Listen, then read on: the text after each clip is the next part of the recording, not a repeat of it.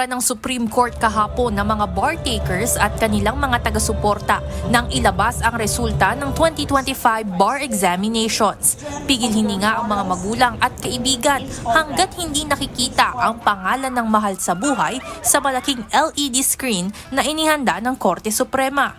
Ngunit iba ang saya kung bukod sa pasado, tinawag pa sa entablado dahil isa sa nakasungkit ng pinakamataas na marka. Katulad na lamang ng magulang ni Johan Rafael Gata ng University of Santo Tomas na top 7 sa 2025 bar exams. Ayon sa kanyang ina na si Donna, hindi nila inaatangan ng expectation ng anak na maging top-notcher.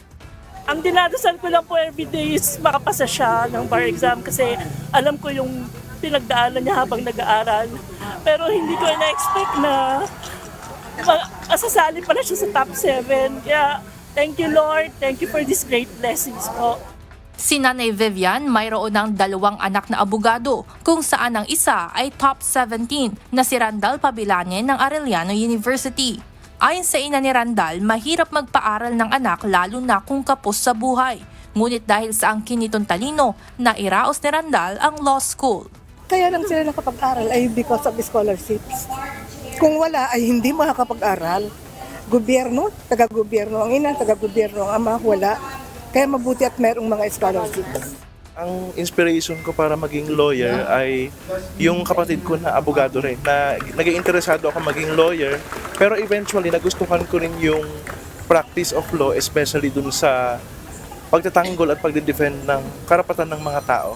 Umani rin ang pagpupugay mula sa mga opisyal ng gobyerno ang 2025 bar passers. Sa bahagi ng mensahe ni Executive Secretary Ralph Recto, pinayuhan nito ang mga bagong abogado na laging piliin ang tama kahit hindi ito ang popular o madaling gawin.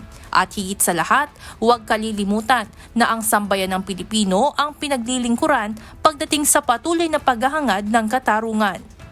Bumati rin si Akbayan Party List Representative Chel Jokno at sinabing palaging dalhin sa puso at isipan ang paninindigang maglingkod at pangalagaan ang kapakanan ng kapwa Pilipino, lalo na ang mga walang kakayahang ipaglaban at ipagtanggol ang kanilang mga karapatan.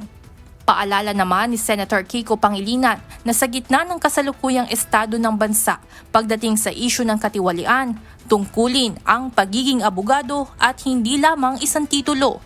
Anya, dapat palaging piliin ng mga ito ang maglingkod kahit magulo at hindi glamoroso. Samantala, tip ng isa sa mga bar passer ng 2025 para sa mga kukuha ng bar sa taong 2026, mag-aral ng mabuti at magtiwala sa Diyos bukod sa sarili. Tiwala natin yung sarili natin sa awat magagawa ng Diyos. Primary na tip na maibibigay ko po yung panalangin, yung paghiling sa Diyos.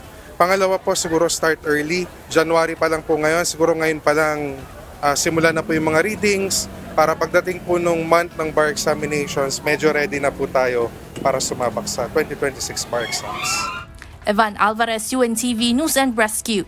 Diyos ang aming sandigan, serbisyo publiko ang aming pinahahalagahan.